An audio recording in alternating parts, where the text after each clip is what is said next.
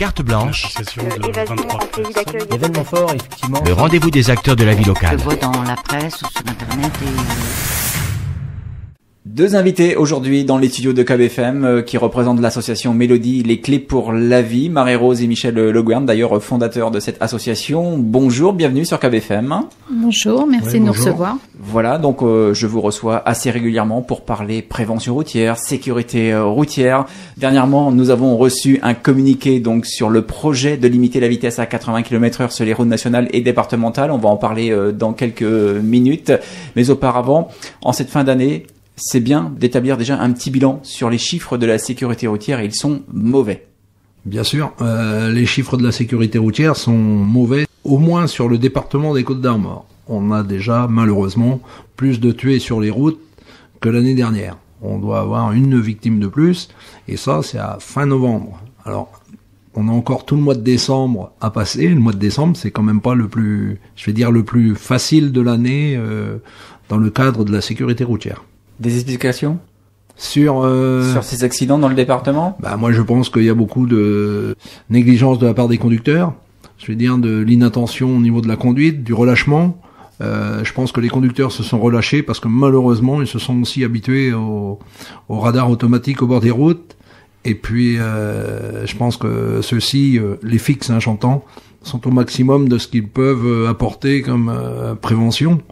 Maintenant, les gens savent où ils sont.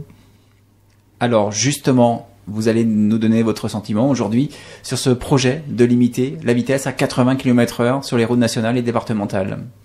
Alors, sur ce projet de 80 au lieu de 90, à notre niveau, nous avons contacté tous nos adhérents afin de leur demander aussi leur avis, parce que justement, c'est le principe d'une association. Et nous en avons ressorti que ça n'est pas forcément une bonne solution. Moi, je reste au niveau département. Pour notre département, c'est pas la solution. La solution, elle est, comme on l'a déjà dit, plus de forces de l'ordre au bord des routes, parce que chez nous, c'est la première cause d'accident reste l'alcoolémie, les produits stupéfiants, les distracteurs au volant. Par distracteur, j'entends le téléphone. Et puis, bien sûr, les fautes d'inattention qu'il peut y avoir. La vitesse peut effectivement être une des causes d'accident, mais elle est d'abord une cause d'aggravation des conséquences. Là où on va taper à 80 au lieu de 90, maintenant je suis pas convaincu que ça va changer grand-chose au niveau des blessures à l'intérieur de l'habitacle d'une voiture. Donc pour vous, ça ne serait pas une mesure essentielle? Pas pour notre département.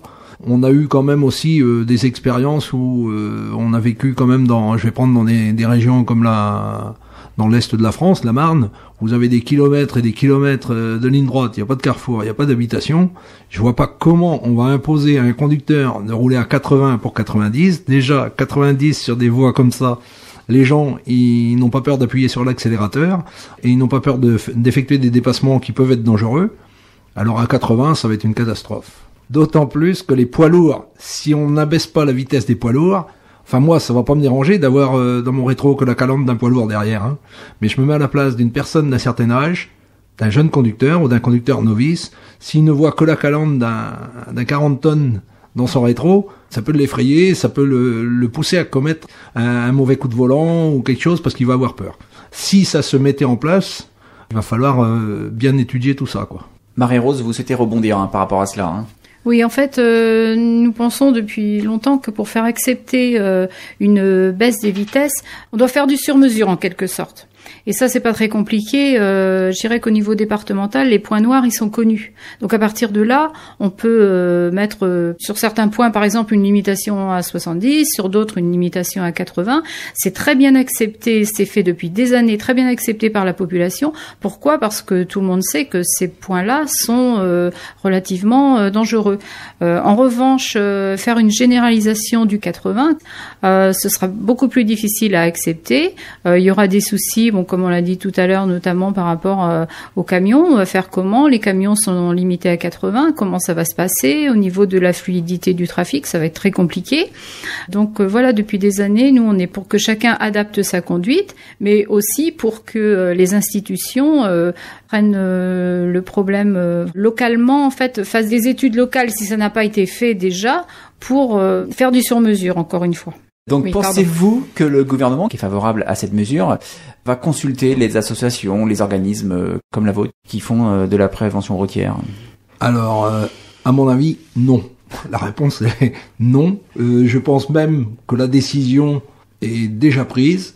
Nous dire qu'ils vont consulter le Conseil national de sécurité routière, moi je veux bien. On sait tous que ça fait déjà un moment que la majorité, enfin une grande partie des personnes là-bas qui sont depuis 40 ans sont pour des diminutions de vitesse. Moi je serais plus pour avoir des contrôles effectifs et avec des humains au bord de la route. On peut très bien faire de la vitesse, mais ça permettrait aussi de voir les téléphones au volant, ça permettrait de voir les ceintures de sécurité qui ne sont pas attachées et tout ça, alors que de la façon dont on va le faire, ce type d'infraction, il sera pas vérifié. Quand on sait que chez nous, de toute façon, je vais reprendre un petit peu les statistiques, mais en 2015, c'était 1 mortel sur 3 qui était lié à la consommation d'alcool. Maintenant, on est à 1 sur 2. Le radar, je prends le radar parce que en fait c'est là qu'on arrive. Il va pas contrôler la consommation d'alcool dans la voiture. Hein. Donc nous on est plus pour du personnel des forces de l'ordre au bord de la route. Effectivement, le coût n'est pas le même. Là il y a un truc. Alors faut savoir ce qu'on veut. Soit quand tout va bien, on dit la vie n'a pas de prix. Et puis dès qu'on commence à vouloir demander la mise en place de choses importantes qui peuvent sauver davantage de vies, là on peut plus, on nous prétexte justement le coût. Ici, si on regarde les accidents de la route qu'on a, maintenant depuis 2 ans, je vais dire, on a énormément de chocs frontaux.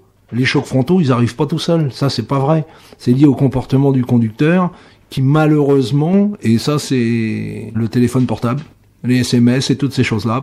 Pendant que vous tapez votre SMS qui regarde la route, effectivement, celle-là, elle est très bien faite, cette publicité, si je peux dire, entre guillemets, parce que c'est vrai, parce que c'est pour ça qu'on a des chocs frontaux, les gens qui s'attachent de moins en moins, c'est tout à fait anormal, c'est pas normal. Et ça, il faut du personnel au bord de la route. Alors pour conclure, vous souhaitez transmettre un message en cette période de fin d'année? Oui, en cette période, donc on pense beaucoup bien aux familles, aux parents, aux frères et sœurs, à ceux qui ont perdu un être cher et qui auront la chaise vide donc durant ces fêtes.